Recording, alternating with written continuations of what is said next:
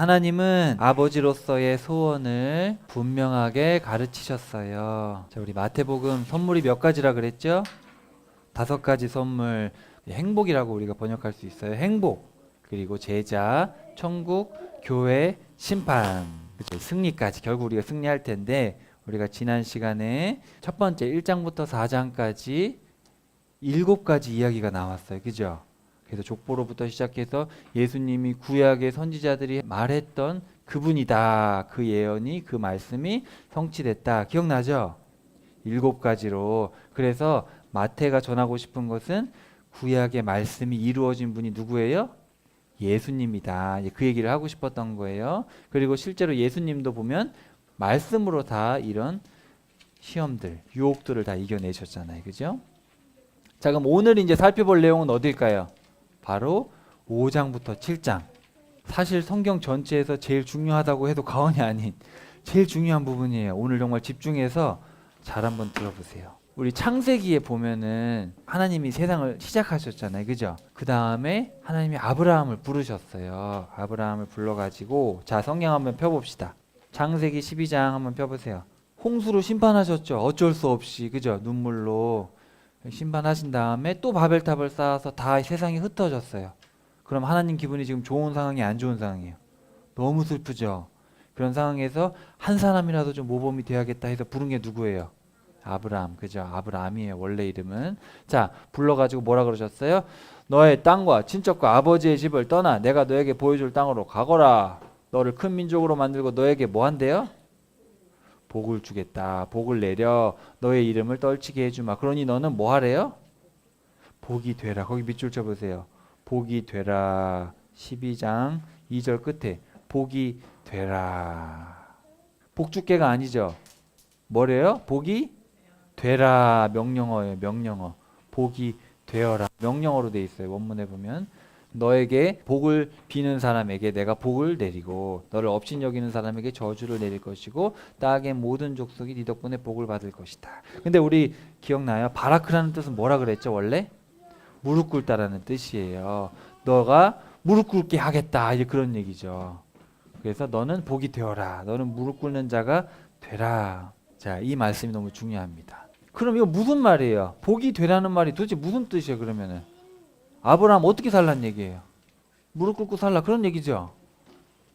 사람들이 그걸 알아들었을까 못 알아들었을까? 아무도 못 알아들었어요. 알아들은 사람이 간혹 있긴 했지만. 그래서 이제 예수님이 오셔가지고 제일 먼저 그럼 뭐부터 얘기해 주셔야겠어요. 제일 먼저 한 얘기가 복 얘기잖아요. 아브라함한테 복을 주겠다는 얘기죠. 이걸 오해했으니까 제일 먼저 해줘야 되는 얘기가 뭐예요? 복이 뭔가를 설명을 해줘야 될 거 아니에요. 예수님이. 그래서 제일 먼저 설명하시는 게 복입니다. 그래서 자, 마태복음으로 다시 한번 돌아와 보세요.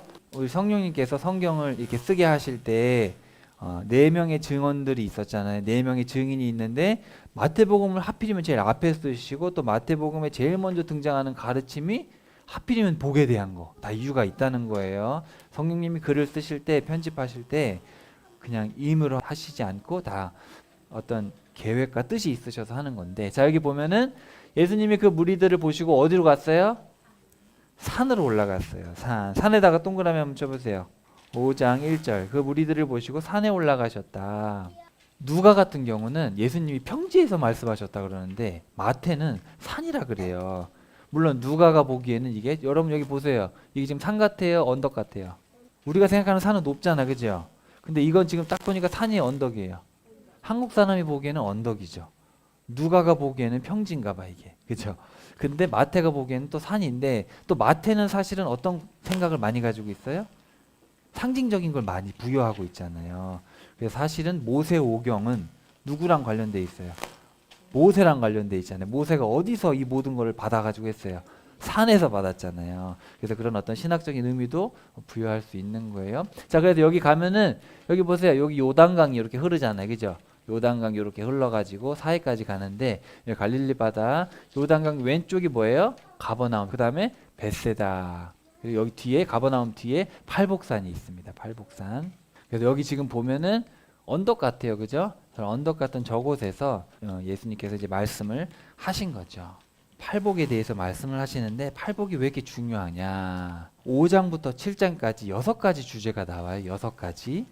그래서 처음에 복에 대해서 말씀하시고 법에 대해서 말씀하시고 그 다음에 어떤 관계에 대해서 말씀을 하세요. 관계에 대해서. 그 다음에 돈 얘기, 인간관계 얘기, 그 다음에 하나님 관계 얘기를 하거든요.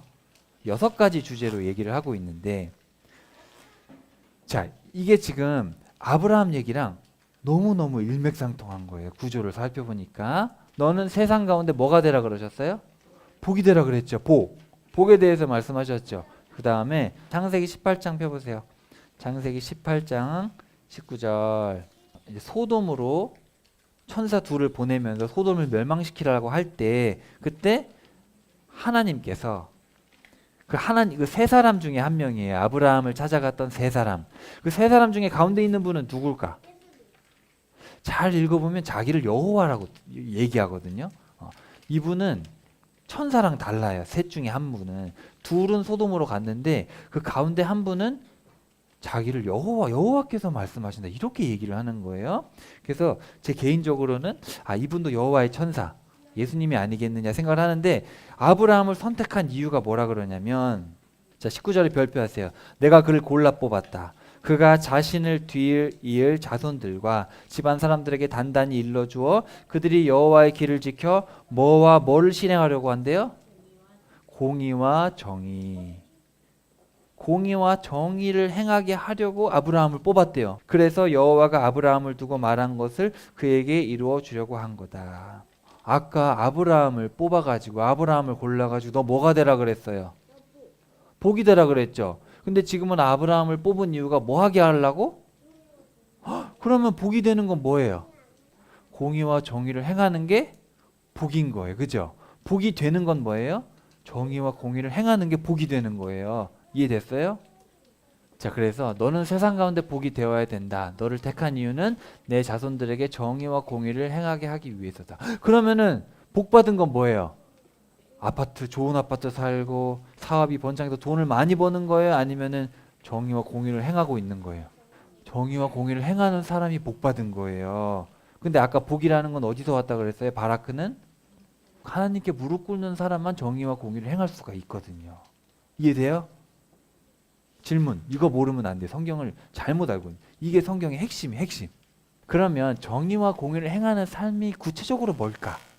조금 막연하잖아요. 정의와 공의? 그래. 법을 지키는 것과 그래. 하나님 마음에 공감해야 되는구나. 하나님의 마음에 공감해서 법을 지키는 건 알겠는데 우리의 일상생활에서 어떻게 그걸 실현해야 되냐? 자, 우리 인간은 세 가지에서 벗어날 수 없어요. 따라해 봅시다. 돈, 사람, 하나님. 여러분이 도망친다고 여러분이 돈하고 떨어져 살 수 있어요? 없어요? 안 먹으면 죽어요. 그죠? 일단 먹어야 되잖아요. 그러니까 도저히 먹는 것과 돈하고 떨어질 수 없죠. 또 이 세상에 혼자 사는 사람 있어요? 없어요? 눈 떴는데 아무도 없고 혼자 있어 세상에. 그런 사람 있어요? 없어요? 태어났더니 엄마 아빠가 있잖아. 그죠? 태어났더니 친구가 있잖아. 태어났더니 사람들이 살고 있어요. 그리고 마지막으로 하나님 저 위에 계세요? 안 계세요? 계셔요. 그러니까 사람은 돈과 사랑과 하나님 관계에서 떠날 수가 없어요. 제일 먼저 와닿는 게 뭐예요? 배고프잖아요. 그러니까 돈이 먼저 와닿아요.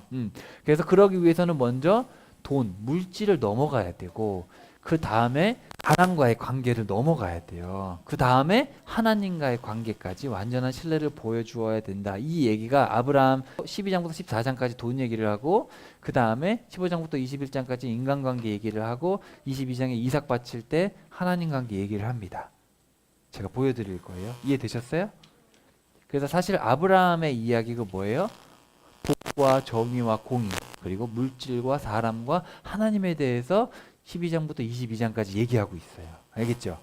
이거 정리됐어요? 요 6가지 정리하면 돼요. 예수님께서 오셔가지고 5장부터 7장까지 신약의 제일 먼저 가르침이 뭐에 대한 거예요? 바로 복과 정의와 공의, 물질과 인간관계, 하나님 관계에 대해서 얘기하고 있어요. 정리됐어요? 이해 안 되는 거 빨리 물어봐. 이건 이해 못하면 큰일 나요.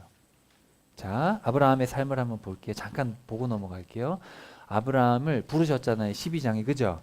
부르니까 뭐가 왔어요? 하나님이 거기에서 자손이 많아지겠다고 했으면 이제 뭐 해야 돼요? 그때부터 막 자손이 많아지고 아기도 생기고 좋은 집에 살아야겠죠. 근데 뭐가 왔어요? 먹을 게 없는 거예요. 하나님 말씀이 뭔가 맞아요, 틀려요? 하나님이 잘 되겠다고 하고 아기가 많아지겠다고 했는데 먹을 게 없으면 어떻게 돼요? 굶어 죽잖아요. 그럼 하나님 말씀이 맞아요, 틀려요, 지금? 그래서 아브라함이 어떻게 했어요? 역시 아브라함이 믿음이 없으니까 어디로 갔어요? 에이, 하나님 말씀 가짜네. 이집트로 도망가자. 이집트로 간 거예요. 이집트로 가가지고 또 자기 죽을까봐. 분명 안 죽겠다 그랬잖아요. 애기 많아지겠다고 했잖아요. 그죠? 근데 자기 죽을까봐 어떻게 했어요? 내 아내가 너무 예쁘니까 날 죽이고 사라를 데려가면 어떡하지? 그래가지고 거짓말을 했잖아요. 그래서 파라오가 결혼 안 한 여자네? 데려가자. 그래가지고 데려갔잖아요. 사라를. 기억나요? 이 믿음이 있는 행동이에요? 믿음이 없는 행동이에요? 믿음이 없어서 그런 거죠. 그래서 하나님이 해결해 주셨어요. 아브라함이 믿음이 없으니까 해결해 줬어요. 그리고 선물도 받아왔어요. 받아오지 말걸. 왜 그걸 받아와가지고, 그죠? 안 믿는 사람이 주는, 악한 사람이 주는 선물 받아야 돼, 안 받아야 돼? 어이구, 사라도 돌려주고 돈도 많이 줬네. 아, 할렐루야. 받아와야 돼요?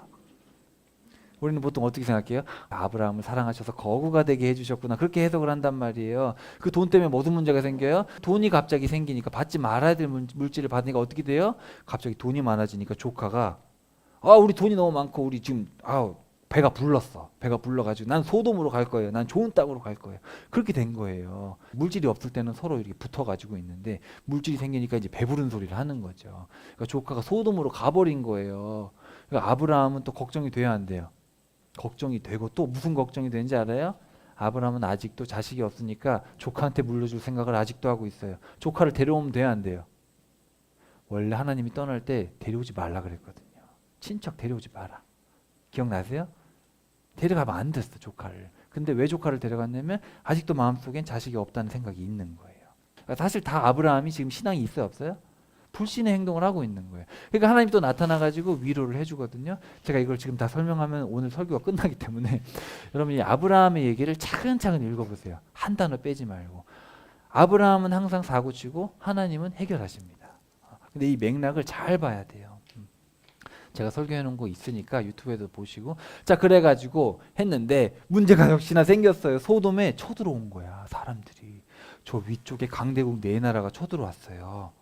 그 중에 한 명이 니무롯일 가능성이 없잖아, 있어요. 어쨌든 간에 쳐들어온 거예요. 쳐들어와서 소돔이 망했어요.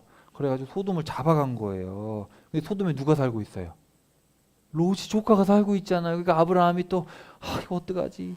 그래가지고 아브라함이 자기 집에 있는 군사 데리고 간 거예요. 데려가가지고 전쟁했는데 이겼어요, 졌어요? 이겼어요. 그럼 아브라함이 싸움을 잘해서 이긴 거예요? 못 이길 싸움을 이기게 하신 거예요, 하나님이. 원래 이거는 이길 수 없는 전쟁이. 왜냐하면 강대국이 강대국. 어떻게 300명 데려간다고 이겨? 이거 말이 안 돼요. 소돔만 친 게 아니라 5도시를 쳤어요. 그 근방에 5도시.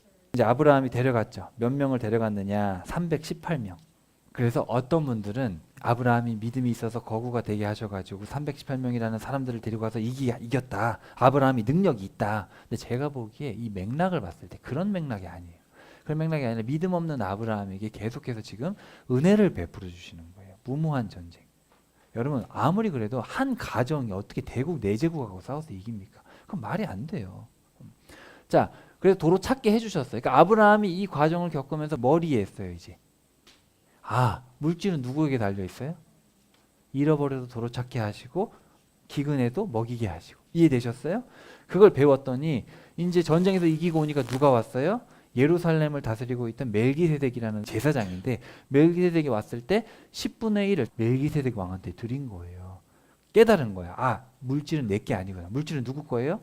하나님 거구나. 10분의 1을 구별해서 드렸어요. 그리고 소돔 왕이 다 가지라는 건데 소돔 왕한테 안 가지겠다 그랬어요. 소돔 왕이 선물을 주는 거예요. 감사합니다. 우리 거를 도로 찾아주셨네요. 선물을 드리겠습니다. 안 받겠습니다. 안 받았어요. 왜 안 받았을까? 소돔 왕이 착해요, 악해요? 악해요. 악한 왕의 물질은 안 받은 거예요. 처음엔 어떻게 했어요? 이집트 파라오가 줬더니 할렐루야 그랬잖아요. 그죠? 나쁜 놈이 주든 말든 그게 무슨 상관이야. 그죠? 근데 나중에는 악한 물질을 거부하는 신앙이 생긴 거예요. 그러니까 물질관이 제대로 잡힌 거예요. 이거 지금 다 읽어보시면 나와요. 제가 이렇게 설명을 드리는 이유는 아브라함의 이야기의 본의를 파악하지 못해요, 사람들이. 예수님의 이야기를 이해하고 나면 아브라함 이야기가 다시 보이는데 우리가 이걸 너무 기복적으로 많이 보거든요. 그러니까 이건 사실은 아브라함은 계속 뭐예요? 실패예요, 실패. 아브라함 믿음이 없어서 실패하는데 하나님은 계속해서 어떤 모습을 보여주세요? 계속 뒤처리해서 아브라함의 믿음이 자랄 수 있도록 하시는 거예요. 알겠죠? 이거 이해 안 되면 성경을 계속 오해합니다. 자, 그 다음에. 자, 그랬어요. 근데 이제 전쟁을 하고 나니까 뭐가 두려워요? 보복이 두려워요. 가가지고 네 제국을 때리고 왔으니까 그럼 이제 어떻게 그 사람들 가만히 있겠어요? 안 있겠어요? 야, 아브라함 자식을 죽여버리자. 그런 생각 안 들겠어요? 감히 우리 물건을 빼앗아? 그 아브라함이 마음속에 뭐가 생겨요? 사람이 무서워진 거예요. 그랬더니 하나님이 또 나타나셨어요. 마음을 보시고 내가 네 뭐가 되어주겠다? 방패가 되어주겠다. 딱 그러는 거예요. 바로 나와요 그 얘기가. 그랬더니 아브라함이 믿음이 또 없어요. 하나님 무슨 방패입니까? 자식이 없는데. 아이 아브라함도 진짜 웃겨. 아이 보호해 주겠다는데 따져 또 그죠? 하는 애도 없는데 방패가 뭐예요? 그랬더니 원망하니까 하나님이 자 밖에 나가 별 좀 봐라 그랬던 거예요. 그래가지고 별을 보면서 내가 하늘의 별만큼 많아지게 하겠다 약속을 해주신 거예요. 아브라함이 정말요? 마음에 조금 믿음이 생겼어. 조금 믿음이 생겼더니 하나님이 내가 널 그걸 공의로 여겨주겠다. 체다카로 여겨주겠다. 쉽게 말하면 네가 내 마음에 조금 공감했네. 이제 그런 얘기예요. 그래가지고 못 믿을까봐 그래 그러면 동물 갖고 와라 그래가지고 잠이 들었을 때 동물을 딱 쪼개놨더니 거기에 뭐가 확 지나갔어요? 불이 확 지나간 거예요. 그냥 말하면 못 믿을까봐 하나님이 또 이런 놀라운 표적을 보여주셨어. 못 믿을까봐. 하나님 자상해요, 안 자상해요? 지금 제가 설명하는 건 여러분의 어떤 관점을 가지고 설명을 드리는 건데, 맞아요. 네, 들었어요. 맞아요, 맞아요. 이게 성경에 그렇게 나온 얘기인지 해석한 얘기인지, 네, 성경에 그렇게 정확하게 나온 게 아니고 해석을 거쳐서 나오는 거라면 그러면은 성경을 봐야 될 것 같아요. 맞아요. 근데 저도 이렇게 읽은 적이 없어요, 전에는. 근데 제가 이제 이걸 읽고 예수님의 말씀을 읽고 관점을 계속해서 이제 저도 잡아가는 거죠. 잡다 보니까 이렇게 읽었는데 제가 말씀드리고 싶은 거는 이게 100%라고 말씀드린 게 아니에요. 제가 봤을 때 설교자인 제가 봤을 때 이렇게 보는 게 맞다라고 하는데 이건 여러분이 판단해야 돼요. 여러분이 스스로 읽어보시고 아브라함의 삶을 이런 관점으로 보는 게 맞느냐. 근데 일단 설명을 한번 들어보세요. 그런데 네. 말씀하세요. 이게 근데 바울이 편지를 쓸 때도 이거는 주님의 말씀이에요. 이거는 주님의 말씀이 아니고 내 생각이에요. 이렇게 네. 나눠서 얘기를 했단 말이에요. 맞아요. 그게 사실은 독자로서 네. 바울이 그렇게 생각한 데는 이유가 있대요. 합당한 그렇죠. 이유가 있을 테고 그걸 들었을 때 성도들이 읽으면서도 납득이 되는 내용일 거예요. 그럼에도 불구하고 자기의 말과 주님의 말을 구분해서. 구분해서 얘기한 거는 되게 높이 살 부분이라고 생각하거든요. 그러니까 이 이야기를 할 때도 성경에 나온 내용과 전하는 사람의 해석과 구분해서 얘기를 하면은 그거를 납득하는데도 충분히 더 납득이 더 쉽게 될 것 같은데 성경에 이렇게 나왔는데 이렇게 해석한 거를 마치 성경에 그렇게 써 있는 것처럼 얘기를 하면 이제 그때부터 혼란이 좀 올 수 있는 것 같아요, 제 생각에. 알겠습니다. 좋은 포인트예요. 이거를 이런 관점으로 보기 위해서 뭐가 필요하냐면은 믿음이라는 것이 어디서 왔느냐부터 바르게 판단을 해야 되는데 우리가 신약을 볼 때 보통 뭐 믿음으로 뭐 아브라함은 뭐 하고 믿음으로 뭐 하고 아브라함 그러니까 히브리서도 같은 경우도 그렇잖아요. 근데 이제 원문을 제가 계속 말씀드리지만 이게 원어를 계속 보다 보니까 믿음이라는 게 우리에서 온 게 아니라 하나님의 신실하심에서 왔다고 계속 얘기를 하는 거예요. 신약 같은 경우도 바울도 그렇고 그런 관점에서 예수님의 산상수훈과 성경 전체의 이 신실함에 대한 이 관점을 계속해서 갖다 보면 저는 그렇게 읽어졌는데 근데 이제 그거에 대해서 물론 여러분이 판단을 해보시고 물론 여기에 있는 지금 이런 내용들이 없는 내용은 아니고 제가 약간의 설명을 붙인 거죠. 여기다 붙였는데 그것에 대해서는 여러분이 한번 판단해 보세요. 판단해 보시고 이렇게까지 하셨는데 이 다음에 뭘 했냐면 바로 아내가 말을 하니까 하갈을 치해버립니다. 믿음이 어때요? 아직 불완전해요. 좀 이해가 되세요? 아니 이렇게까지 보이셨으면 애를 주겠다고 했는데 하늘이 별도 보여줬는데 누굴 취해요? 하갈을 취한단 말이죠. 그러니까 누굴 낳았어요? 그럼 하나님 입장에서는 지금 기분이 좋아요, 안 좋아요? 하나님이 지금 많이 했죠. 방패가 되어주겠다. 별처럼 애들 많이 낳게 해주겠다. 그걸 못 믿겠냐? 그래 동물 쪼개놔라. 불 지나가게 해줄게. 불도 지나갔잖아요. 이러면 믿음이 생겨야 돼, 안 생겨야 돼? 그렇죠. 근데 믿음이 없으니까 아내 말을 듣는데 사실은 제가 결혼을 해보니까 아내 말을 어기기가 쉽지 않아요. 쉽지 않아요. 흔들리기가 쉬워요. 제가 아내를 미워하지 않아요. 근데 제가 이걸 많이 느낍니다. 그래서 그때 아브라함이 86살이었는데 하나님이 너무 마음이 상하셨는지 13년 동안 말을 안 해요. 99살까지 아무 말씀 안 하시다가 99살 돼서 뭐라 그러시는지 알아요? 너 완전해라. 너 제대로 안 해? 이런 얘기를 하세요. 행하여 완전하라. 기분이 좋은 거예요, 안 좋은 거예요? 마음이 상하신 거죠. 제대로 안 해? 이런 얘기예요. 자, 그랬을 때 하나님이 6가지로 믿음을 주는데 너 아브라함 좋은 아빠? 아, 이름 바꿔. 열방의 아빠로 이름 바꿔. 열방의 아빠는 애가 많잖아요. 그죠? 믿음이 생기겠어 안 생기겠어요? 그리고 너 안 되겠다. 고추 앞에다가 살을 좀 잘라라. 안 되겠다. 그럼 남자들은 맨날 오줌을 싸잖아요. 그죠? 그럼 거기 보겠어요 안 보겠어요? 살에 상처가 있잖아요. 볼 때마다 기억해. 내가 네 아들 준다는 거. 그죠? 그리고 안 해. 아, 살해도 안 되겠어. 뭐 안 돼. 이름 바꿔. 열방의 엄마로 바꿔. 그랬더니 아브라함이 피식 웃었어. 아이, 하나님 이름 바꾼다고 애가 태어납니까? 피식 웃었단 말이에요. 그랬더니 웃어? 아들 이름을 웃음이라고 져라 이 자식아. 이름도 져줬어요. 근데 또 못 믿을까 봐 내가 못 믿으니까 그래. 내년에 태어난다. 내년에 못 믿겠냐? 내년에 태어나. 이름도 져주고 내년에 태어나면 그럼 믿어야 돼 안 믿어야 돼? 그래도 못 믿겠는 거예요. 그러니까 예수님이 도저히 안 되겠어요. 그러니까 천사 2명 데리고 나타난 거예요. 천사 2명 데리고 이제 나타났어요. 그래서 아브라함이 이거 손님 오셨네 그래가지고 들어오세요. 그랬더니 그 가운데 있는 분이 얘기를 한 거예요. 제가 보기엔 예수님 같은데 여호와라 그래요 자기를. 근데 뭐라 그러냐면은 내년 이맘때 태어날 거다. 또 얘기를 하는 거예요. 그때 이번에 누가 피식 웃었어요? 피식도 웃었어요. 네가 웃었지? 아니 안 웃었는데요. 막 그러는 거예요. 이렇게까지 얘기를 했어요. 믿음이 생겨야 돼, 안 생겨야 돼? 근데 조카가 죽을까봐 무서운 거예요. 왜냐하면은 지금 천사 2명을 보냈잖아. 어디로 보냈어요? 소돔으로 보냈잖아요. 조카가 죽으면 안 되는데. 그랬더니 또 아브라함을 봐가지고 소돔은 망하는데 누굴 살려줬어요? 롯을 살려줬죠. 근데 아니다 할까 롯은 믿음이 좋아요, 안 좋아요? 믿음이 썩 없는 친구예요. 거기서 암몬하고 모압이 태어나죠. 자, 그런 다음에 또 아비멜렉이라는 왕이 있는데 또 아비멜렉이 자기를 죽일까 봐 두려운 거예요. 아브라함은 죽어요, 안 죽어요? 아브라함 절대 안 죽어요. 하나님이 안 죽는다고 했어요. 애기 태어나기 전까지. 그죠? 그랬더니 아비멜렉이 와가지고 또 겁나니까 또 아내를 속였어요. 아내는 내 누이예요. 그랬더니 아비멜렉 꿈에 나타나가지고 걔 돌려줘라. 걔 결혼했다. 그러는 거예요, 하나님이. 그때 누가 태어나요, 이제? 이삭이 태어난 거예요. 이삭이 태어났어요. 또 이삭이 태어나니까 또 무슨 일이 생겨요? 갑자기 사라가 하갈 쫓아보내요. 저 나쁜 년.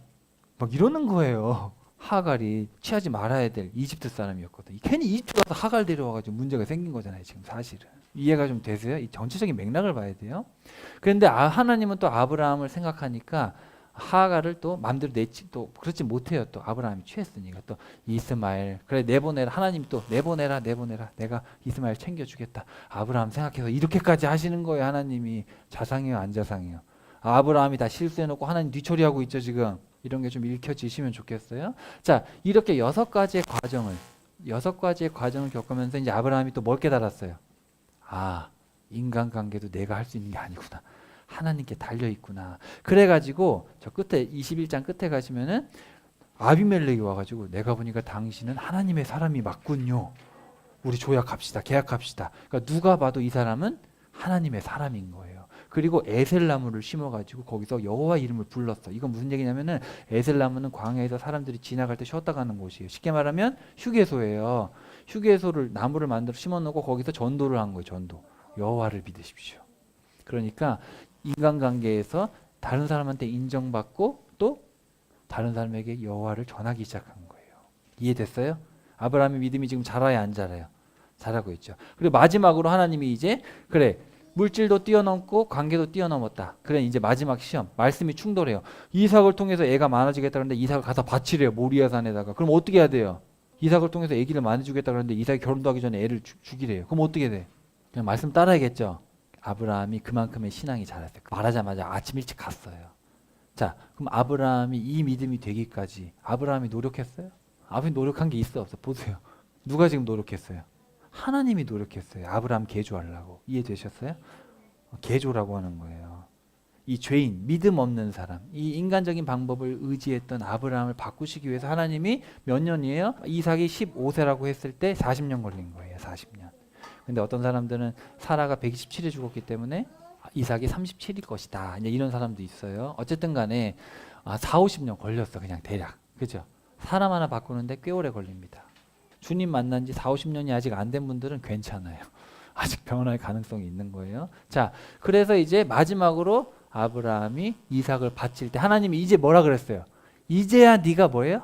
나를 경외하는 줄 알았다. 그럼 지금까지는 경외하는 줄 몰랐던 거죠. 몰랐다는 게 아니라 참된 믿음이 없었던 거죠. 하나님을 존경하는. 근데 이쯤 돼서야 하나님을 경외하는 믿음이 생겨서 하나님이 이제 내가 너에게 복을 주겠다. 근데 사실은 여호와의 천사 나타났는데 그 누구예요? 성경에서 말하고 있지 않지만 제가 보기에는 예수님인데 만약에 그렇다고 하면 지금 산상수훈 5장에서 7장에서 이 얘기를 하고 있는 분이 누구예요? 같은 분이에요? 다른 분이에요? 자, 여러분 이런 개념을 가지고 있어야 돼요. 구약에서 아브라함을 만나셨던 분과 예수님이 다른 분이라고 자꾸 생각을 하는 거예요, 사람들이. 성경을 일맥상통하게 봐야 되는데 설령 여호와의 천사가 예수님이 아닐지라도 만약에 그럴지라도 삼위일체 하나님은 같아야 달라요. 한 하나님이란 말이에요. 그런 개념을 가지고 이 과정을 겪으셨던 분이 지금 5장에서 7장을 얘기하고 있다라는 인식을 가지고 읽어야 돼요. 항상. 근데 이렇게 안 해요. 우리가. 따로 하다 보면 성경을 제대로 못 봅니다. 근데 이걸 이해 못하면 산상수훈 이해를 못해요. 그래서 제가 말씀드리는 거예요. 복에 대해서 한번 봅시다. 자, 5장 3절부터 10절까지 요거를 지금 제가 설명드렸다고 해서 여러분이 이걸 다 이해하기는 어려우실 수도 있는데 차근차근 집에 가서 단어 하나 빼지 말고 읽어봐야 되고 그리고 번역도 좀 살펴봐야 되고 그리고 이런 흐름을 좀 이해하셔야 돼요. 흐름. 글을 이해할 때는 문맥이 되게 중요합니다. 그냥 이 사건 가지고 해석을 해버리면 안 돼요. 예를 들어서 아비멜렉 이야기를 가지고 하나님이 복을 주셔서 아비멜렉의 꿈에도 나타나셨다. 하나님은 어려울 때 나를 그냥 도와주실 수 있는 분이다. 그런 식으로 해석을 해버리면 그냥 그게 끝이에요. 그냥 기복적으로 해석을 하는데 이 맥락을 봤을 때 아브라함이 했던 실수 또 하고 있고 지금 아직 여전히 신뢰하지 못한다. 이런 관점을 가지고 이런 사건을 이해를 해야 됩니다. 자, 잘 이해 안 되면 물어보세요. 절대로 질문한다고 해서 혼나지 않으니까 항상 질문하고 묻고. 좋은 질문이에요. 자, 지금 이삭을 바쳤던 곳이잖아요. 그죠? 이삭을 바쳤던 곳이 예루살렘인데 예루살렘에 가면은 성전이 있잖아요. 솔로몬 성전이 지은 데 있죠. 근데 그 성전 위쪽으로 조금만 올라가면 예수님이 십자가에 달리셨던 언덕이 있어요. 거기가 어디예요? 거기가 이삭을 바친 곳이에요. 지금도 고고학자들이 정확하게 어딘지는 몰라요. 그게 성전이 있던 그곳이냐 거기라고 보기 조금 어려울 것 같아요. 바로 거기가 다 같은 동네잖아요. 다 같은 곳이에요. 그 바로 위쪽에 보면은 있어요. 거기에 가면은 약간 언덕 같은 곳이 있는데 학자들은 거기가 이삭을 바쳤던 모리아산 거기가 바로 예수님의 십자가가 달리셨던 그곳이 아니겠느냐 판단을 합니다. 골고다 언덕은 성전은 아니었어요. 성전 위쪽에 약간 그 언덕이 약간 있거든요. 그쪽. 이삭을 바쳤을 때 이삭 안 죽고 누가 대신 죽었어요? 어린 양이 죽었잖아요. 그죠? 이게 지금 예수님 오시기 2000년 전 얘기인데 이게 사실은 이거를 통해서 나중에 어린 양이 예비되어 있다. 실제로 누구예요? 예수 그리스도가 우리 모두의 죄를 용서하기 위해서 그게 예표되어 있다. 같은 장소인 거죠. 자, 이제 팔복에 대해서 볼 텐데 자, 8가지 복이 있어요. 근데 제가 이 설명드리기 전에 여러분 잘 들어보세요. 이 신약 같은 경우는 역사 이야기가 아니죠. 지금 이거는 역사가 아니라 뭐예요? 가르침이잖아요. 가르침을 이해하기 위해서는 정확하게 판단을 해야 되는데 자, 여기 앞에 한번 여러분 성경에 써놓으세요. 자, 복이 있습니다. 영이 가난한 사람들이라고 번역되어 있을 때 저 복이라는 단어는 이 마카리오스라는 헬라어예요. 그리스어인데 이 단어는 바라크가 아니에요. 우리 히브리어 배울 때 2개지가 있어요. 바라크가 있고 아쉐르가 있거든요. 그래서 시편에 보면은 복이 있습니다. 악인의 길을 쫓지 않는 사람들. 그죠? 그 복은 아쉐르예요. 쉽게 말하면 뭐냐면 그거는 행복의 개념이에요. 행복. 그러니까 바라크는 뭐예요? 무릎을 꿇는 행위를 말하는 거죠. 하나님 앞에 무릎을 꿇는 행위. 그럼 무릎을 꿇고 살면 어떻게 돼요, 여러분? 하나님 앞에 무릎 꿇는 삶이 어때요? 근데 어때요? 마음은 행복하죠. 그래서 바라크가 이루어지면 아쉐르가 되는 거예요. 쉽게 말하면 무릎을 꿇고 하나님 앞에 나오게 되면 그때부터 행복 시작. 그런 개념이에요. 그러니까 바라크는 행위를 얘기한다면 아쉐르는 상태를 얘기하는 거예요. 상태. 행복한 상태. 그러니까 사실은 무릎 꿇어라. 영이 가난한 사람. 그게 아니고 무릎 꿇는 자는 행복하다라는 지금 상태에 대해서 예수님 말씀하신 거예요. 행복합니다. 영이 가난한 사람들. 이해됐어요? 이거 너무 중요해요. 번역을 할 때는 되게 고심을 많이 해야 되는데 잘 못 살렸어요. 이런 것들을. 행복합니다. 자, 그 다음에 하늘 나라와 하늘 왕국은 뭐가 달라요? 나라라고 하면 약간 왕 같진 않죠, 느낌에. 우리 특히 현대사회를 살고 있는 사람들한테 나라는 대통령이잖아요. 근데 왕하고 대통령은 뭐가 달라요? 왕은 절대자예요. 왕이 쟤네다 죽여라. 그럼 죽는 거예요. 대통령이 죽여라. 아무도 안 죽여요. 재판을 해봐야죠. 자, 왕국이라고 번역해야 돼요. 왕국. 사실은 이런 번역들은 누가 잘했냐면 흠정력이 잘했어요. 킹제임스가 잘했어요. 근데 킹제임스도 완전하진 않고 개인이 번역했기 때문에 제가 채택은 안 하지만 사실은 흠정력이 번역을 잘했어요. 하늘 왕국이 직역이에요. 나라라고 했을 때는 벌써 와닿지가 않아. 왕국은 누가 다스리는 거예요? 하늘나라는 하늘나라예요. 하늘 왕국이에요. 누가 다스리세요? 예수님이 다스리잖아요. 그죠? 벌써 이 단어 하나에서 느낌이 달라요. 왕국이에요. 왕국. 아시겠죠? 요거 번역을 해놓으세요. 그리고 4번에 보면은 옛날 성경에 보면 의에 줄이고 이렇게 되어 있어요. 의에 줄이고. 근데 구약에서는 의가 두 개가 있죠. 뭐가 있어요? 정의와 공의가 있잖아요. 근데 신약에서는 구분하지 않아요. 의라고 합니다. 의. 이거를 히브리어로 번역하면 뭘로 되냐면 공의예요. 공의.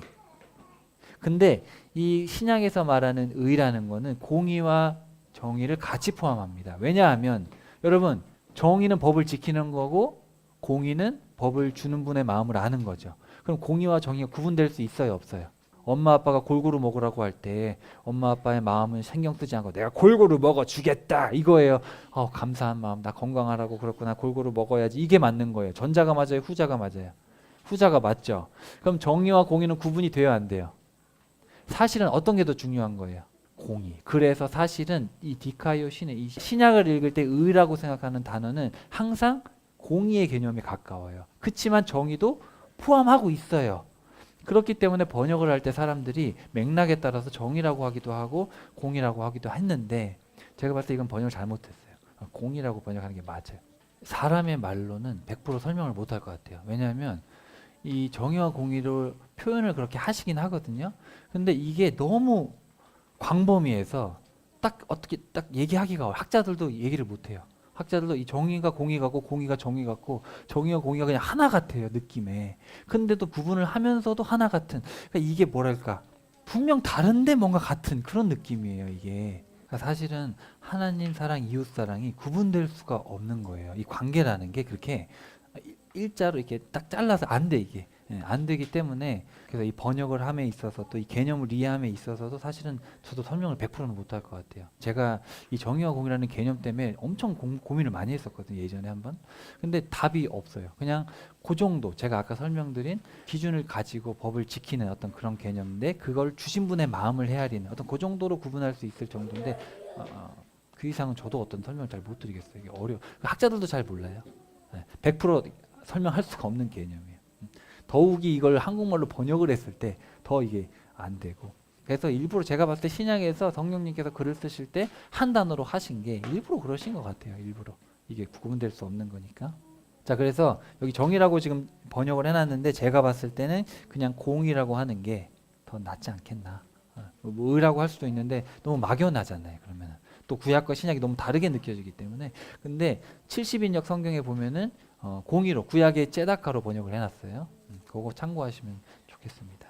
자, 그래서 이렇게 읽으시면 좋을 것 같아요. 행복합니다로 번역하시고 그다음에 하늘 왕국, 그다음에 공의에 대해서 이렇게 얘기하시면 좋을 것 같아요. 자, 하나하나 보고 큰 틀에서 설명드릴게요. 70인역이라는 성경이 있어요. 예수님 오시기 300년 전에 이 히브리인들이 모여가지고 구약을 헬라어로 번역을 했어요. 구약을. 그러니까 우리가 그 성경을 보면은 이 사람들이 어떤 개념을 가지고 이 헬라 단어를 쓰고 있느냐를 알 수 있는데 디카이오 시네라는 단어를 째다카로 번역했어요. 째다카.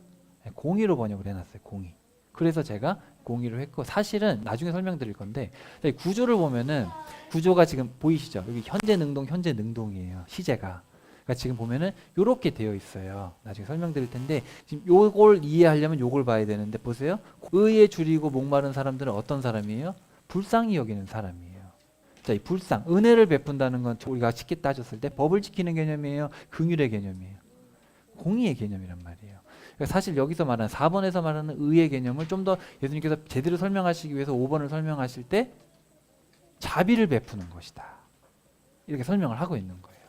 잘 들어야 돼요. 우리 어린 친구들도 잘 들어보세요. 사실은 성경에서 제일 중요하다고 해도 과언이 아니에요. 오늘 지금 같이 나누는 말씀이. 자, 마카리오스라는 아까 제가 행복하다라는 말씀을 드렸고 이 행복하다라는 말은 아까 기억나죠? 에셰르가 있고 여기 베라카라는 말이 두 개가 있어요. 그죠? 두 개가 있는데 요거는 무릎을 꿇는다 해서 왔고 이거는 아샤르는 이 에셰르 아샤르는 어디서 왔냐면 똑바로 걷고 있는 상태를 얘기하는 거예요. 원래 거기서 왔어요. 단어가. 그럼 여기 보세요. 하나님 앞에 무릎을 꿇는 행위, 무릎을 이제 꿇었어요. 아, 내가 내 마음대로 살다가 하나님 앞에 무릎을 딱 꿇었어요. 그럼 그때부터 이제 어떻게 돼요? 똑바로 하나님 보고 걸어가야겠죠, 이제. 그거를 행복한 상태라고 하는 거예요. 이해됐어요? 그러니까 사실 이거 전에 뭐가 있어야 돼요? 무릎을 꿇는 행위가 먼저 있어야 돼. 그렇죠? 이해됐죠? 요게 요 사람은 요렇게 되는 거예요. 하나님 앞에 무릎 꿇는 사람은 이제 똑바로 걸어. 그 전까지는 막 천국은 저기네 자꾸 지옥으로 가면서도 할렐루야 뭐 이러고 가고 있었는데 하나님 앞에 무릎을 꿇는 순간 자 거기가 아니네. 일로 가야지. 가는 거예요. 알겠죠? 이 개념이 중요해요. 그래서 시편에 보면은 행복합니다 이런 사람은 악인의 의논, 악인들이 의논하는 거, 논의하는 거 따라가지 않고 죄 짓는 사람이 길에 서지 않고 비웃는 사람들의 자리에 앉지 않는 이런 사람들 어디로 가고 있어? 그럼 똑바로 걷고 있는 거잖아요, 그죠? 이 사람 행복한 사람이에요. 근데 보세요, 너로 큰 민족이 되게 하겠다, 너에게 복을 주겠다, 넌 바라크 해라. 뭐예요? 무릎 꿇어라. 다른 사람들 다 무릎 안 꿇고 바벨탑 쌓고 지 맘대로 살고 있는데 내 앞에서 너는 무릎을 꿇어라. 이렇게 얘기를 하는 거예요. 자, 요 단어. 자, 그래서 여기 그림을 가져왔어요. 봐봐요, 우리 친구들. 저 친구 어떻게 됐어요? 세상 친구들은 막 살고 있는데 혼자 무릎 꿇고 하나님 앞에 내가 죄인입니다. 나는 너무 부족해요. 하나님 없으면 못 살아요. 무릎을 꿇은 거예요. 그죠? 무릎을 꿇으니까 이제 어떻게 돼요? 예수님하고 같이 어떤 길을 걷고 있어요? 바른 길을 걷고 있잖아요. 좁은 길을 걸어가고 있죠. 우리 친구들 무릎 꿇은 적 있어요? 하나님한테? 지금 하나님하고 같이 천국 가는 좁은 길을 같이 손잡고 걸어가고 있어요? 아직 멀었어요. 정말 중요합니다, 여러분. 이런 개념을 가지고 있어요. 자, 그 다음에 자, 이제 우리가 많이 심령이 가난한 자, 그죠? 천국이 그들의 것이다. 그렇게 돼 있잖아요. 그죠? 옛날 성경에. 자, 이 가난하다라는 말. 자, 보세요. 그 가난한 자들. 그라는 말. 우리말은 관사라는 게 없어요. 친구들 관사가 뭔지 알아요? 영어에는 관사라는 게 있어요. 관사. 뭐냐면은 물건이 있을 때 예를 들어서 자, 이거 뭐예요, 이거? 자, 책이라고 합시다. 책이라고 했을 때 미국 사람들은 어북이에요. 어북. 그죠? 근데 우리가 알고 있는 그 책을 얘기하면 뭐라 그래요? 너북이라 그러거든요. 관사라는 게 붙어 있는데 이 헬라어에도 관사라는 게 있는데 관사라는 거는 뭔가를 지칭할 때. 그래서 여기 보면은 그 영이에요. 그 영. 그 영. 왜냐하면 그래서 성경에 보면은 마태복음에 보면 그 바로 앞에 보면은 예수님께서 광야로 갈 때 누가 데려갔어요? 성령님. 그때도 보면은 그 영이라고 돼. 똑같은 단어예요. 그 영. 그 영. 그럼 그 영이 누구예요? 성령님이 데리고 모셔간 거잖아요. 여기도 보면은 그 영이라고 똑같은 단어를 쓰고 있어요. 관사를 써서. 더 재밌는 건 역격이. 역격이 뭐냐면은 뭐뭐에게. 우리가 간접 목적어, 직접 목적어 혹시 영어 시간에 기억나세요? 누구에게 무엇을 줬다. 무엇을은 직접 목적어고 누구에게는 뭐예요? 간접 목적어. 간접 목적어를 역격이라고 하는 거예요. 역격. 그러면은 이거는 보세요. 가난한 자들인데 이 푸토코스라는 말은 돈 없는 게 아니에요. 페네스가 돈 없는 거예요. 그래서 일을 해야 먹고 사는 게 페네스인데 푸토코스는 그냥 아무것도 없는 거예요. 그냥 아무것도 없어서 안 도와주면 못 살아. 이건 혼자 살 수 없는 상태. 그냥 불능의 상태를 얘기하는 거예요. 아무것도 할 수 없는 사람들을 복이 있대요. 근데 여기 보면은 그 영. 그럼 누구예요? 이거는 성령님을 얘기하는 거예요. 성령님을. 그래서 이거에 대해서 제가 다 찾아보고 막 연구해보고 해봤는데 히브리 학교에서 공부를 하고 있는 목사님이 그 얘기도 하더라고요. 물론 여러 목사님들이 그런 얘기를 하고 있지만 이거는 성령님으로 봐야 된다. 성령님에게. 자, 그런 다음에 왜냐하면 그들의 것이다. 무엇이 그 왕국 그 하늘들이. 그래서 어떻게 보면은 그 영에게 절대적으로 가난한 자들, 그러니까 성령님께 어떻게 보면 겸손한 거죠. 왜냐하면 가난한 자라는 저 단어가 히브리어로 번역했을 때 바로 온유와 겸손으로 번역이 돼요. 온유와 겸손. 이거 지금 히브리 문화를 가지고 있는 예수님께서 하신 말씀이잖아요. 그러니까 이거를 그냥 헬라의 그리스 문화로 해석을 하면 안 되고, 헬라어로 써 있지만 지금 문화적 배경은 누구예요? 유대 문화예요. 유대 문화. 그래서 항상 성경을 번역할 때, 신약을 이해할 때는 헬라어를 보긴 하지만 유대 배경을 가지고 이해해야 돼요. 왜냐하면 이 헬라어로 써 있는 성경의 주인공들은 누구 사람이에요? 유대인들이에요. 유대인들.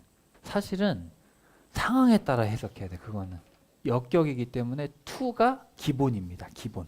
기본인데 맥락에 따라서 해석을 해야 돼. 왜냐하면 언어라는 게 딱, 여러분 우리도 언어라는 게 딱 정해져 있지가 않잖아요. 근데 기본형은 있는데 기본형에서 파생된단 말이에요. 이것들이. 그러니까 성령 안에서 가난하다, 아니면은 성령님께 가난하다. 말씀드렸듯이 역격은 기본적으로 투입니다. 투예요. 투가 맞아요. 그 기본형은. 근데 상황에 따라서 인으로도 되고 투로도 되고. 이 문법적인 설명은 무조건 헬라 기준으로 해야 됩니다. 다만 제가 아까 설명드렸던 거는, 예를 들어서 그 푸토코스를 해석할 때는 이게 70인역에 보면 아니라고 번역되어 있어요. 이 아니가 겸손하다, 모세가 온유하다, 다 비슷한 단어란 말이에요. 모세가 온유했다. 여러분 온유랑 가난은 전혀 다른 개념이잖아요. 사실 이 개념 자체가 거기서 개념을 설명드리기 위해서 제가 했던 거고, 문법적으로는 헬라어로 봐야죠. 히브리어가 아니니까. 그래서 성령님께, 정말 성령님이 없이는 아무것도 살 수 없다, 아무것도 할 수 없는, 그러니까 성령님 앞에서 절대적으로 가난한 거죠. 좀 이해가 되세요? 성령님께 절대적으로 가난한 거예요. 그분이 없으면 내가 살 수 없다. 성령의 도움이 없이는 살 수 없어 그분만 의지하는 자들. 일단 이해를 한번 가지고 한번 읽어보세요. 근데 제가 8번에서 설명드릴 건데 1번을 이해하려면 8번을 이해해야 돼요. 자, 그 다음에 자, 애통하는 자들은 복이 있다. 행복합니다. 슬퍼하는 사람들, 눈물 흘리는 사람, 이런 사람이 행복해요? 근데 왜 눈물을 흘릴까? 그 위에 걸 보면 알죠. 천국이 그들의 것이니까 너무 감사한 거죠. 어떻게 보면, 그죠? 성령님이 없이는 내가 살 수 없다는 걸 알게 됐어요. 너무 감사하죠. 나 이제 천국 가는구나. 천국의 백성이 됐구나. 나 같은 죄인을 하나님이 삼아주셨구나. 난 성령, 이제 하나님 없이는 못 살아. 그런 마음이 들면 두 가지가 생겨요. 하나는 너무 감사해. 근데 그래서 감사의 눈물이 흘러요. 근데 또 너무 슬퍼. 주변에 모르는 사람들이 너무 많아. 지옥 가고 있는 사람이 너무 많은 거예요. 그러니까 애통하는 거예요. 감사해서 애통하기도 하지만 사실은 여전히 세상은 어때요? 악하고 주님을 모르잖아요. 애통한 거예요. 그런 사람들은 어떻게 한대요? 위로를 받을 거래요. 여기 보면 미래예요. 수동태. 우리 어린 친구들, 능동이 뭐고 수동이 뭔지 알아요? 자, 밥을 먹는다가 있죠. 밥을 먹는다. 누가 밥을 먹어요? 내가 먹는 거죠. 밥을 누가 먹여준다. 누가 먹여줘요? 그건 수동이라고 하는 거예요. 수동. 알겠죠? 수동은 누가 뭔가를 해주는 거예요. 능동, 수동이라고 되어 있어요. 능동은 내가 행동하는 거고, 수동은 누구 때문에 내가 행동을 하게 되는 거예요. 근데 보면은 위로를 받게 되는데, 위로라는 말이 파라칼레오예요. 누구 옆에서 부르다. 어디서 많이 들어보는 단어 아니에요? 파라클레토스 들어봤죠? 어디서? 네, 바로 성령님을 얘기할 때 옆에 오신 분이잖아요. 옆으로 부르는 분, 그죠? 그래서 위로도 하시고 홍계도 하시고, 이 모든 개념이 다 들어있는 개념이 성령님의 개념인데, 파라칼레오, 위로를 받는다. 위로자 누구예요? 위로자가 성령님이잖아요. 그러니까 사실은 저는 이 연결을 해보는 거죠. 성령님을 의지하다 보면, 그죠? 성령님께 매달리다 보면 성령께서 어떻게 하세요? 우리를 위로하시죠. 그죠? 애통하고 그런 과정에서 위로를 주시죠. 자, 그 다음에 온유한 사람들. 이 온유라는 단어, 프라오스라는 단어는 난폭한 야생동물을 온순하게 길들이는 거를 프라오스라고 해요. 헬라어에서. 그거를 차용했는데, 자, 이 단어가 아까 가난하다는 단어랑 비슷한 단어예요. 히브리어 번역이 같아요. 그래서 온유한 사람들, 어떤 사람들이에요? 겸손하겠죠. 겸손한 사람들. 겸손해서 마음이 이렇게 차분하고, 온유한 사람들은 땅을 물려받게 될 것이다. 미래로 되어 있는데, 자, 물려받게 되는 건 뭐예요? 수동이에요, 능동이에요? 수동이잖아요. 그 번역을 어떻게 하겠어요? 땅을 차지하는 거죠. 그래서 다른 번역에 보면 땅을 차지하게 될 것이다. 능동으로 번역을 잘 해놨어요. 자, 물려받는 건 누구한테 받는 거잖아요. 그죠? 그런 수동적인 능동적인 개념보다는 inherit이에요, 영어로는. 근데 이거를 잘못하면 번역을 상속받게 되면은 수동이 돼 버리니까. 근데 원문에는 능동이기 때문에 땅을 상속한다. 내가 상속하는 거예요. 바로 내가 차지하게 된다. 온유한 사람이 왜 땅을 차지하죠? 위로를 받게 되면 겸손해지 마음이 이제 하나님으로 가득 차 가지고 마음이 겸손해지는데 이 사람들이 왜 땅을 차지하게 될까? 저는 이렇게 이해를 합니다. 뭐냐면 이런 사람들이 세상의 빛과 소금이 되는 거잖아요. 나중에 나오지만 이런 사람들이 있으면 세상이 점점 어떻게 되겠어요? 그렇죠. 그런 뜻이에요. 땅을 차지하게 된다. 그러니까 물리적으로 부동산이 늘어나는 게 아니에요. 야, 온유해졌더니 집이 점점 커지고 내 땅이 많아지는 그런 개념이 아니라 이 땅이 정말 하나님의 땅으로 만들어져 간다. 차지하게 된다. 그런 뜻인 것 같아요. 제가 보기에는. 자, 그 다음에 자, 공의에 굶주리고 목마른 사람들. 그렇죠? 현재 능동으로 돼 있어요. 현재 내가 하나님의 그 공의를 행하고 하나님의 마음을 헤아리고 싶은 거예요. 그런 사람들은 어떻게 된대요? 배가 부르게 된대요. 하나님의 뜻을 행하고 싶어서 막 굶주리는 거예요. 어떻게 하면 하나님의 뜻을 행하지? 그러면 하나님의 뜻을 풍성히 행하게 해주겠다. 자, 그 다음에 자, 이제부터는 여러분 비교해서 봐야 되는데 이게 사람이 100% 이해를 못하기 때문에 하나님은 항상 이렇게 설명을 해주셔요. 제가 보기에는 구조가 그래요. 그리고 이 성경을 제가 계속 연구하다 보니까 항상 이런 식이에요. 하나님은 자상하시다 보니까 이해를 못하는 부분을 뒤에서 또 설명을 해주십니다. 자, 그래서 불쌍히 여기는 자들, 바로 엘레에몬 하는 사람들은 엘레에오 한다. 그래서 뭐냐면은 자비를 베푸는 사람들, 은혜를 베푸는 사람들, 히브리어 한눈 은혜예요. 은혜를 베푸는 사람들은 은혜를 받게 된다. 이렇게. 그러면은 그 위에 있는 거 공의에 굶주린다는 건 뭐예요?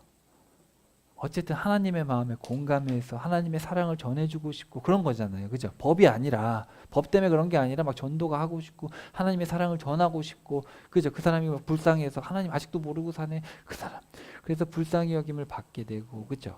그리고 배부르게 되고 그렇죠. 나도 은혜를 받고 되고 그 은혜로 충만하게 되고 전도를 하다 보니까 그런 거를 같이 여기 설명하고 있어요. 그런 사람들은 행복하겠어요? 안 행복하겠어요? 너무 행복할 거 아니에요. 그죠? 자, 그 다음에 마음이 깨끗한 사람들은 마음은 심장 같은 거죠. 마음이 깨끗한 사람들은 하나님을 뵙게 될 것이다. 자, 근데 여기서 이제 보다라는 단어는 헬라어가 한 4개 정도 있는데 그 중에서 가장 고상한 수준입니다. 네, 가장 고상한 수준. 그러니까 여러분 우리가 눈으로 보면은 보기만 하는 거예요. 보고 나서 다 생각해가지고 알게 되는 거예요. 그런 모든 개념을 포함하고 있어요. 근데 여기 보면은 여러분 좀 어려운 단어가 있는데 여기 보세요. 요것만 조금 달라요. 이건 수동도 아니고 능동도 아니고 헬라어에는 요런 게 있어요. 이게 좀 어렵죠. 근데 이거는 뭐냐면은 저기 제가 설명을 써놨는데 이거는 능동의 개념이에요. 능동의 개념인데 중요한 거는 보세요.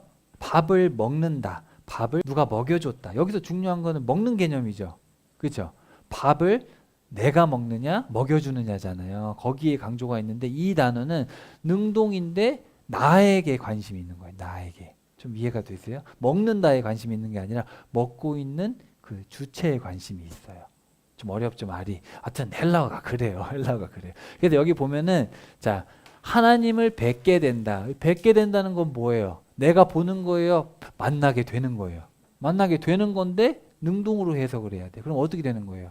내가 보는 거죠. 내가 하나님을 본다는 거예요. 말이 어렵죠? 그들은 하나님을 보게 될 것이다. 하나님을 볼 것이다. 본다. 근데 여기는 자기의 강조점이 있기 때문에 그들 자신이 하나님을 볼 것이다. 마음이 깨끗한 사람들은 자기가 하나님을 본다는 거예요. 이렇게. 그러니까 여러분 우리가 어떻게 해석을 하냐면 마음이 깨끗하면 이제 하나님을 보게 되는구나. 하나님이 뵙게 되는구나. 그렇게 생각을 하는 거예요. 여기서 말하는 건 그런 개념이 아니죠. 어떤 개념이에요? 마음이 깨끗하면 하나님을 자기가 스스로 이렇게 본다는 거예요. 재귀예요. 재귀. 내가 마음이 깨끗하다 보니까 하나님이 보이는 거랑 내가 마음이 깨끗해서 하나님을 바라보고 있는 거랑 같아요, 달라요? 이제 이해됐어요?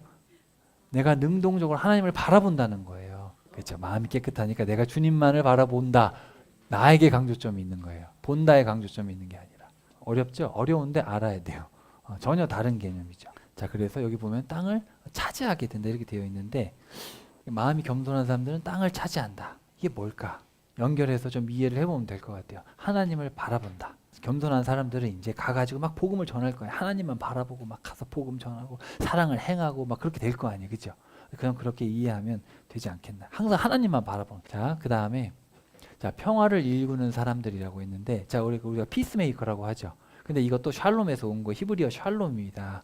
그래서 평화를 만들다라는 단어인데, 자, 히브리인들이 생각했을 때 그 평화라는 거는 제가 말씀드렸듯이 그 평안이 아니라 온전함이라 그랬죠. 그러니까 관계의 온전함을 만들어가는 사람들이 복이 있다라는 거예요. 관계의 온전함을 그렇게 이해를 해야 돼요.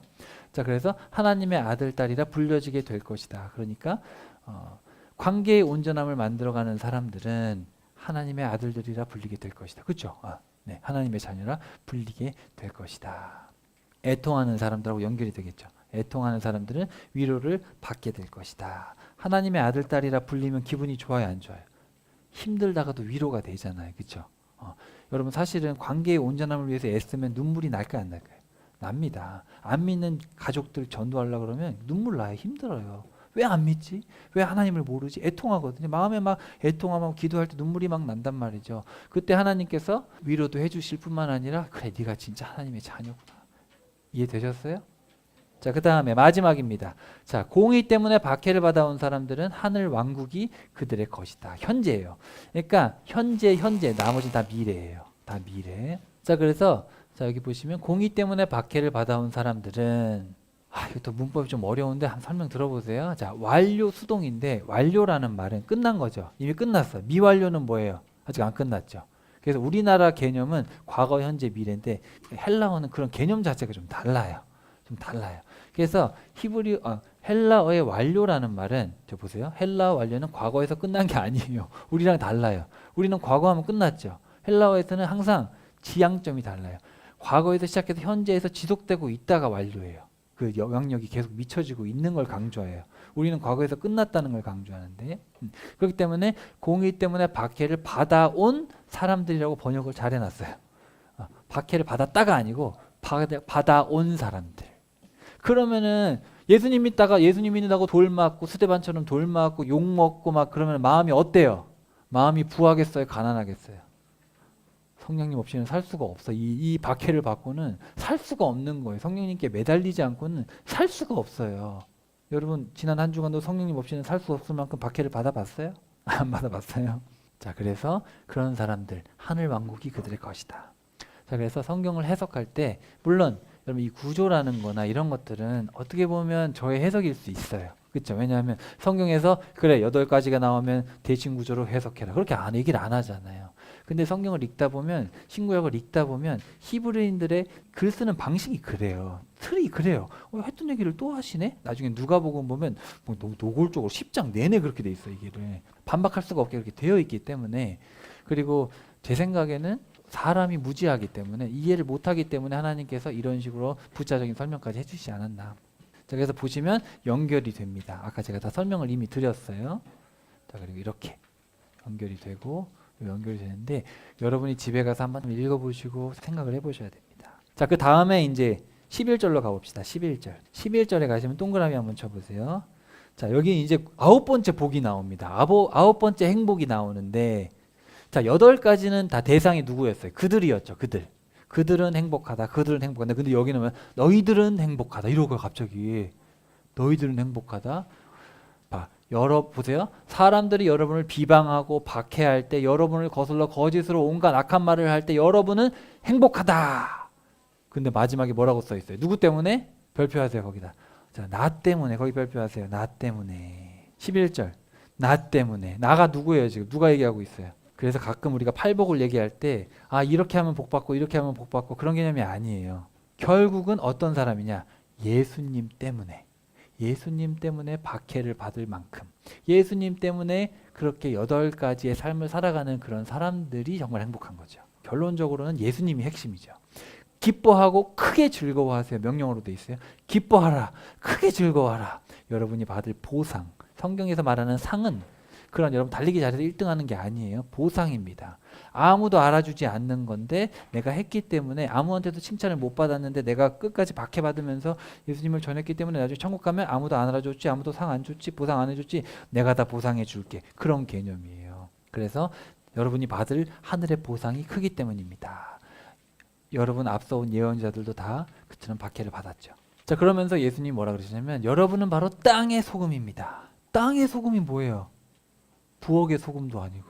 그렇죠? 왜 땅의 소금이에요? 옛날 번역에 보면 세상의 소금, 오역입니다. 오역이에요. 세상이 아니고 땅이에요, 땅. 번역을 잘못했어요. 왜 땅일까? 이 소금을 또 이해할 때는 문화를 이해해야 될 거 아니에요. 그죠? 뭐 여러 가지 해석이 있어요. 여러 가지 해석이 있는데 확실한 건 여기 지금 번역은 맛이라고 했는데 원문에는 맛이라는 말이 없어요. 원문에는 그 원래 소금이 가진 역할, 그 역할을 안 하면 어떻게 되겠느냐. 그렇게 돼 있어요. 원문에는. 근데 이제 의역을 해놓은 거죠. 그 역할을 하지 않으면 어떻게 되겠느냐. 아무데도 쓸모가 없어서 밖에 버려져 사람들에게 마구 밟힐 뿐이다. 옛날에 결혼 안 한 그 여자친구들이 뭐 했냐면 무슨 일을 많이 했냐면은 동물들이 똥을 싸잖아요. 그럼 똥을 이렇게 반죽을 해가지고 그걸 해가지고 이렇게 만들어 놨어요. 그걸로 뭐 하려고 만들었을까? 구우려고. 연료가 없으니까 동물, 그걸 바로 결혼 안 한 여성들이 했단 말이에요. 근데 그게 여기다가 이제 불을 붙이면 불이 잘 붙을까 안 붙을까? 동물똥이 연료인데 불이 잘 안 붙어요. 그럼 뭐가 필요해요? 소금이 필요해요. 그래서 소금을 가져와 가지고 소금을 불쏘시개로 쓴 거예요. 소금이 팍팍팍 튀잖아요. 소금이 팍팍팍 튀니까 이제 한 거죠. 근데 그 소금을 이렇게 집어넣는데 소금이 나중에 파바박 뛰다가 하면은 나중에 그 소금이 더 이상 불이 안 튀는 거예요. 그 역할이 끝나서. 그러면 나중에 소금을 길에 버리는 거예요. 우리 개념에서 요리하는 소금으로 생각하면 소금을 길가리에 버리는 사람이 어디 있어? 버리려면 쓰레기통에 버려야지. 왜 길에다 버려? 그죠? 말이 안 되잖아요. 그래서 당시 맥락이, 문화 맥락이 그랬다. 그리고 사회에 가면은 막 암염이 있잖아요. 거기 사면. 그러니까 암염 덩어리, 돌덩어리잖아요. 그거 갖고 가지고 이렇게 다 버리는 어떤 그런 개념입니다. 문화적 배경에서. 그래서 사실 여기서 하고 있는 말은 뭐냐면은 역할을 못하면 버려지는 것이 당연하다라는 거예요. 역할을 못하면 버리는 게 당연하죠. 그렇죠? 여러분 컴퓨터를 샀는데 컴퓨터 액정이 나갔어요. 그럼 컴퓨터 모시고 막 평생 아유 이거 액정이 나가도 내 건데 그런 사람 있어요? 버려야지. 쓸모없으면 버려야지. 역할에 관해서 얘기하는 거예요. 역할. 해석을 이제 그걸 이제 부여를 한 거죠. 맛으로 번역을 한 건데 역할을 충성히 하겠느냐. 이거는 헬라어를 좀 살펴보셔야 되고 그리고 그 살펴보더라도 문화적인 맥락을 또 가지고 언어를 이해를 해야 돼요. 그냥 단순히 그냥 그렇게만 문자적만 이해도 안 되게 복잡합니다. 뭐 그렇다고 해서 또 뭐 만약에 짠맛으로 의역을 했다고 해서 뭐 결국은 이것도 역할에 대한 얘기긴 하죠. 근데 그렇게 따지면 이제 왜 또 밖에 버려지냐. 이 해석하기가 좀 쉽지가 않아요. 그렇게 해석을 해버리면. 자, 그리고 그 다음에 또 여러분은 세상의 빛입니다. 근데 여러분 여기 더 중요한 게 뭐냐면 여러분은 소금이 되어야 됩니다예요. 소금이다예요. 이다랑 될 것은 다르죠. 그럼 지금 역할을 못하고 있으면 돼요, 안 돼요? 역할을 미래에 하게 될 거라는 거예요. 지금 그렇게 행복한 사람으로 똑바른 길을 걸어가고 있어야 되고 그리스도인으로서의 삶을 살고 있어야 되는 거예요. 살고 있어야 되는 거예요. 자, 여러분 당시에 이스라엘 지형이 이렇게 올라갔다가 푹 들어가잖아요. 기억나죠? 네. 그래서 집들이 다 산에 있었어요. 그때는. 해가 뜨면 어떻게 돼요? 당연히 빛이 비춰지겠죠. 그죠? 근데 여러분 보세요. 전기가 안 들어가지고 촛불을 켰는데 이걸 바구니로 덮어두는 사람이 있어요? 없어요? 꺼지기도 하고 그 의미가 불을 킨 이유가 없잖아요. 그죠? 바가지로 덮어두지 않습니다. 등잔대 위에 올려둡니다. 이렇게 잘 보이는 등잔대 높은 데 올려놔야 밝을 거 아니에요. 그것이 집에 있는 사람들 모두에게 빛을 비추어 줍니다. 그러면서 이제 요 단락의 결론적으로 이와 같이 여러분의 빛을 사람 앞에 자 밑줄 쳐봅시다. 그럼 이와 같이 여러분의 빛을 사람 앞에 비추어야 합니다. 자, 여기 명령어로 되어 있습니다. 그러니까 밑줄 쳐보세요. 자, 16절 여러분의 빛을 사람 앞에 비추어야 합니다. 그래야 사람들이 여러분의 선한 일들을 보고서 하늘에 계신 여러분의 아버지께 영광을 돌리게 될 것입니다. 자, 이게 8복부터 시작한 말씀의 결론입니다. 심령이 애통했어요. 나 혼자 집에서 골방에 들어가가지고 혼자 울고 있어요. 그럼 행복한 사람이에요? 아니잖아요. 그렇죠? 다 그건 뭐예요? 우리가 마음이 가난하고 성령님께 우리가 가난하고 애통하고 마음이 깨끗하고 의를 위해서 박해를 받고 이거 다 어디서 행해지는 거예요? 방 안에서 하는 거예요? 아니잖아요. 세상으로 나아가서 하는 거잖아요. 나아가서 애통하고 땅을 차지하고 나아가 의에 굶주리고 의를 베풀고 그렇죠? 이 모든 게 어디서 세상에서 하는 일이잖아요. 그게 바로 빛을 비추는 행동이라는 거예요. 쉽게 말하면 이게 뭐예요? 하나님이 아브라함에게 요구했던 너는 복이 되어야 된다는 게 뭐예요? 아브라함아 어두운 세상에 빛을 비춰다오. 바벨탑 쌓고 사람들 흩어놨더니 다 죄 짓고 있다. 네가 어두운 세상에 빛이 되라.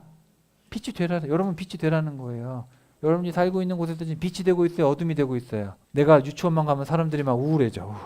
우리 집에 내가 들어가기만 하면 우리 가족들이 다 우울해. 내가 우리 교회만 오면 우리 교회 사람들이 다 막 울어. 그럼 돼야 안 돼요? 내가 유치원만 가면 우리 친구들이 얼굴이 막 밝아져요. 내가 동호회 갔는데 나만 가면 사람들이 막 기뻐지고 밝아지고 막 그래. 너무너무 중요하죠. 사실 아브라함 이야기, 하나님께서 아브라함에게 하셨던 말씀이 뭐예요? 사실은 같은 얘기예요. 넌 빛을 비춰라. 너는 세상에 빛이 돼야 된다. 복이 돼야 된다. 아브라함이 복이 안 되고 있잖아요. 처음에 계속. 그죠? 복이 되어야 된다. 빛을 비추지 못하면 어떻게 되는 거예요? 버려집니다. 그건 하나님 잘못한 게 아니에요. 소금이 쓸모가 없으면 버리는 겁니다. 하나님도 하다 안 되면 버립니다. 버린 사람도 많아요. 하나님은 그렇게 무작정 용서하시고 무작정 기다리시는 분은 아니에요. 하다 안 되면 어떻게 돼요? 버려요. 인격적이시기 때문에 어쩔 수가 없어요. 사울 어때요? 해도 안 되니까 사울은 어떻게 됐어요? 버림받았잖아요. 사울 왕 기억나요? 사람을 인격적으로 다루십니다. 자, 그래서 오늘 여러분이 같이 나눴던 5장 3절부터 16절의 말씀, 이게 중요해요, 안 중요해요? 여러분이 보기에 너무 중요하죠. 우리가 기독교인으로 살아갈 때 지금 내가 빛을 비추고 있느냐, 너무너무 중요합니다. 지금 여러분이 만약에 삶 속에서 빛을 안 비추고 있다, 그럼 좀 생각을 해봐야 됩니다. 빛을 비추는 게 뭐냐? 구체적으로 설명해 놨죠. 앞으로 가보세요. 뭐예요? 팔복의 삶을 살고 있느냐? 내가 성령님만 의지하고 있느냐? 아니면 아직도 만화 영화를 의지하고 있느냐? 아직도 유튜브를 의지하고 있고 인터넷을 의지하고 세상 사람을 의지하고 있느냐? 여러분 집에 가서 깊이 묵상해 보시고 정말 성도라면 이건 그냥 외워야 돼요.